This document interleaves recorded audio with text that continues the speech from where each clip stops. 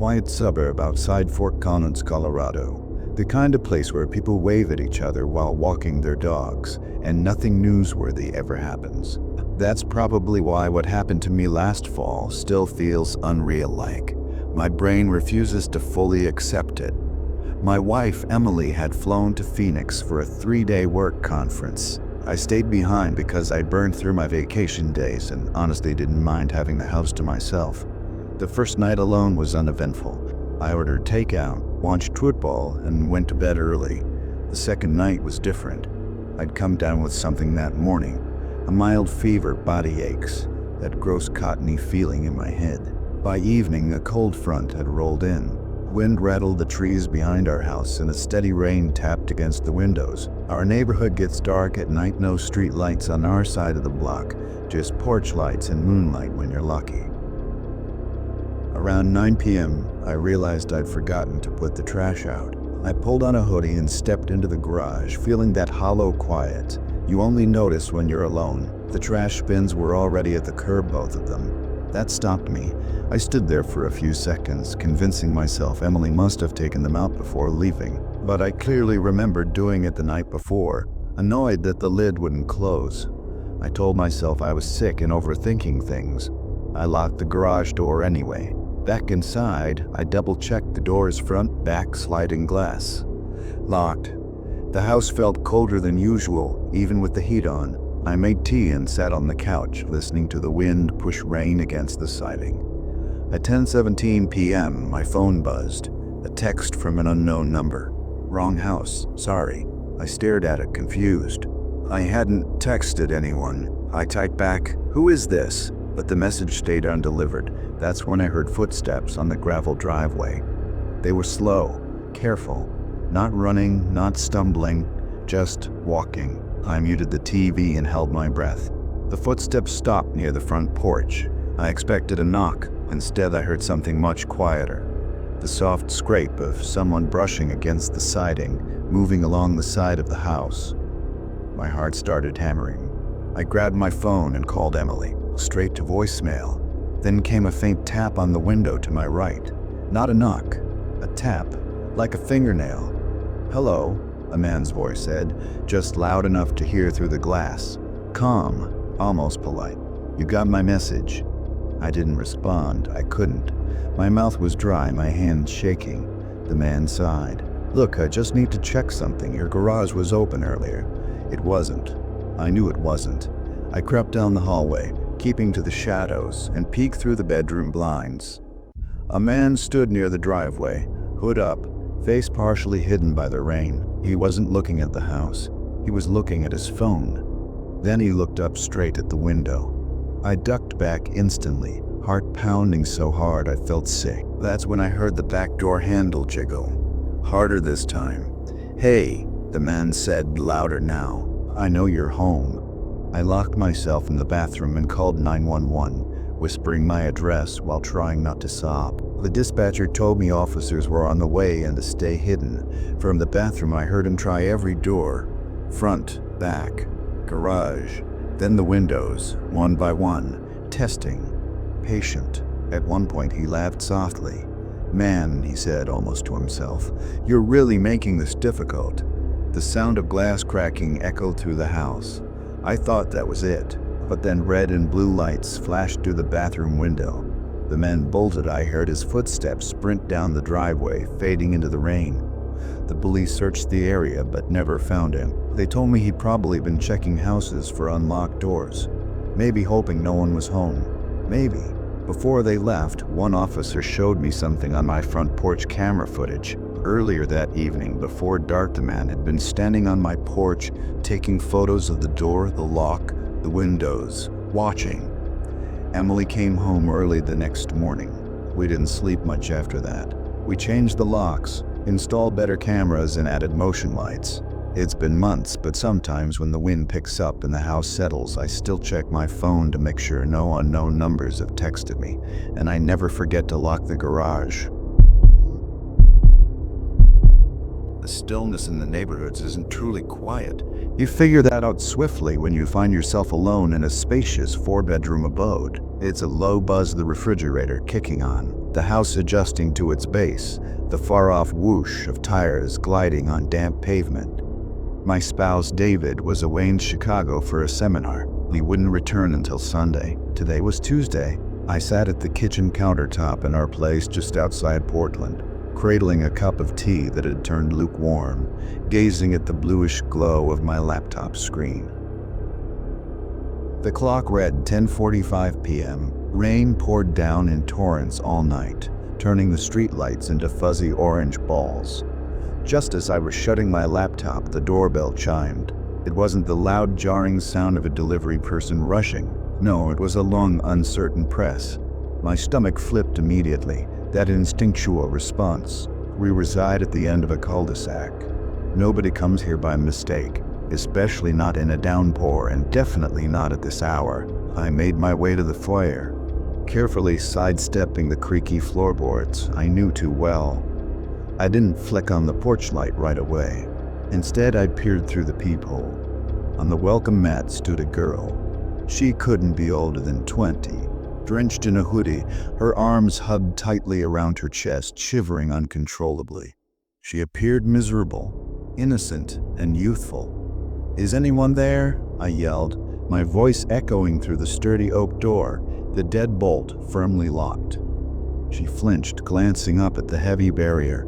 "Please," she pleaded. Her words blended with the rain, muffled but trembling. "My car.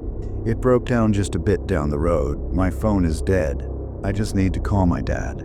Instinct kicked in, the maternal urge, the basic human instinct urging me to swing open the door. She looked like a drenched rat, yet David's paranoia about safety echoed loudly in my mind. Never open the door to strangers. No exceptions. "I can call in for you," I shouted back, urgency in my tone. "What's the number?" "I don't know it," she sobbed, inching closer. She darted a glance over her shoulder, checking the dark street. "It's saved in my contacts. I just need a charger. Please, I'm freezing. I'm scared." I wavered. My eyes darted to the security panel. The alarm was off. I let the dog out earlier and totally forgot to reset it. "I can slide a portable charger out the window," I said, trying to comfort her. "Just hang tight." I dashed to the kitchen, snatched a power bank from the junk drawer, and rushed back. Peeping through the peephole again, she remained there, but something changed. No longer shivering, she stood absolutely still, fixated on the door handle. Suddenly, she glanced left at the side gate. A quick, almost invisible nod followed. My heart sank. The side gate led to our backyard, where the sliding glass door to the dining room awaited. Lately, the lock had been finicky. Sometimes it wouldn't catch. She started banging on the door. "Please, let me in. Someone is after me." Her scream pierced the night, frantic and shrill, but something felt off. The volume was too much. It seemed staged. She was making noise to distract from something else. I stayed silent. Turning, I bolted through the living room toward the back of the house. The layout was open. I could clearly see the dining room from the hallway. The motion sensor light in the backyard flickered on.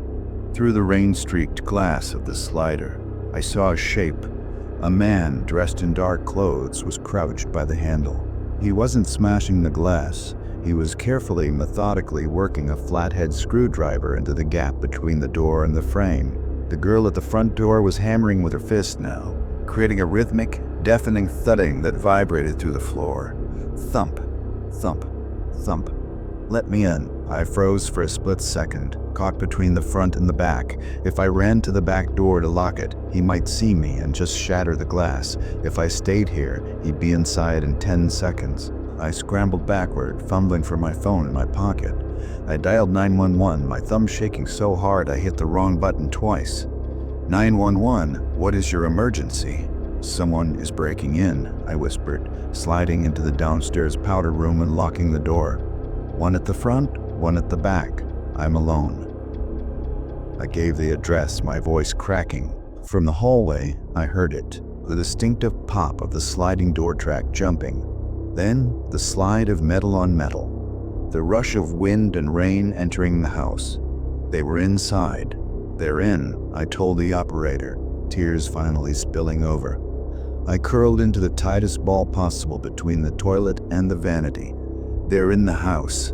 "Officers are 2 minutes away," the operator said, her voice calm and steady. "Stay on the line. Be silent." I heard heavy boots on the hardwood floor. They weren't moving like thieves looking for jewelry. They were moving fast, sweeping the rooms. "Check the office," a male voice hissed. It was deep, calm, terrifyingly professional. "She was just at the door," the girl's voice replied.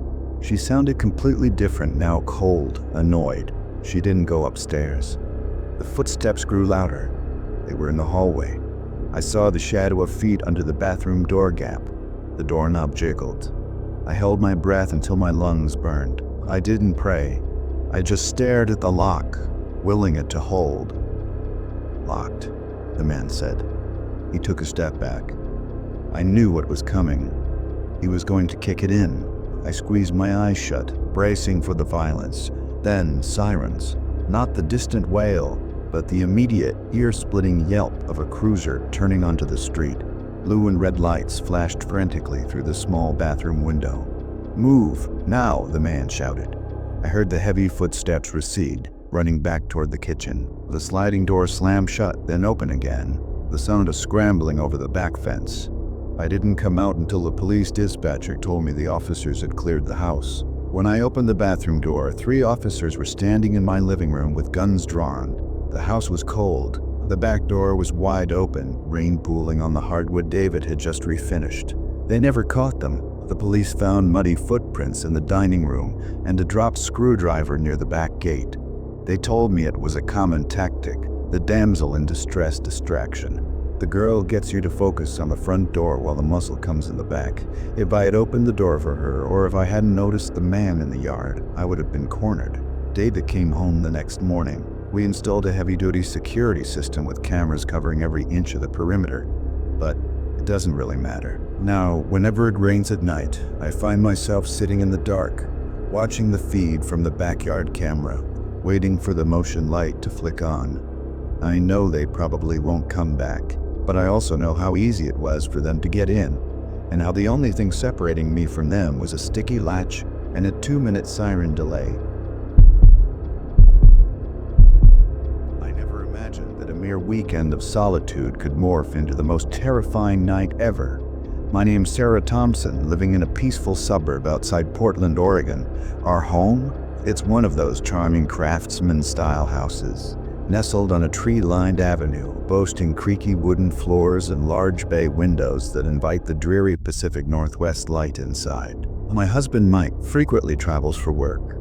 He's a sales representative for a tech company, and that specific weekend in early November 2025, he headed off to a conference in Chicago. I eagerly anticipated some quality me-time binge-watching series, ordering takeout or maybe finally decluttering the garage. However, with a nagging sinus headache due to the shifting weather, all I craved was to cozy up. It began innocently enough. Friday evening, the rain pounded heavily against the roof, as it often does here, transforming everything outside into a wet blur. I grabbed some pho from the Vietnamese restaurant downtown while returning from my job at the library, where I oversee the children's section. The house felt strangely empty without Mike's usual banter or his plattering in the kitchen.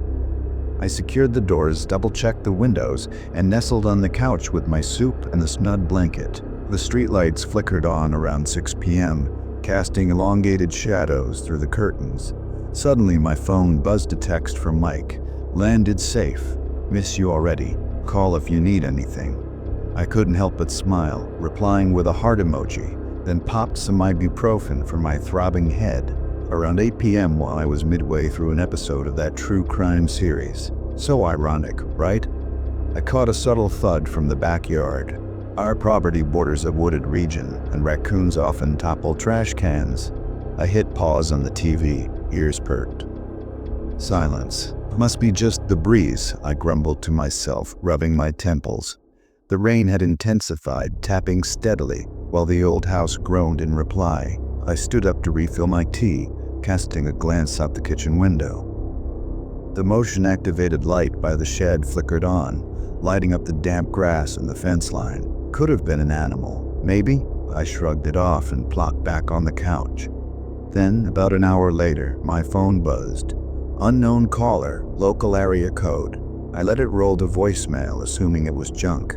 No message left. 5 minutes ticked by and it rang again, same number. Frustrated, I picked up. Hello?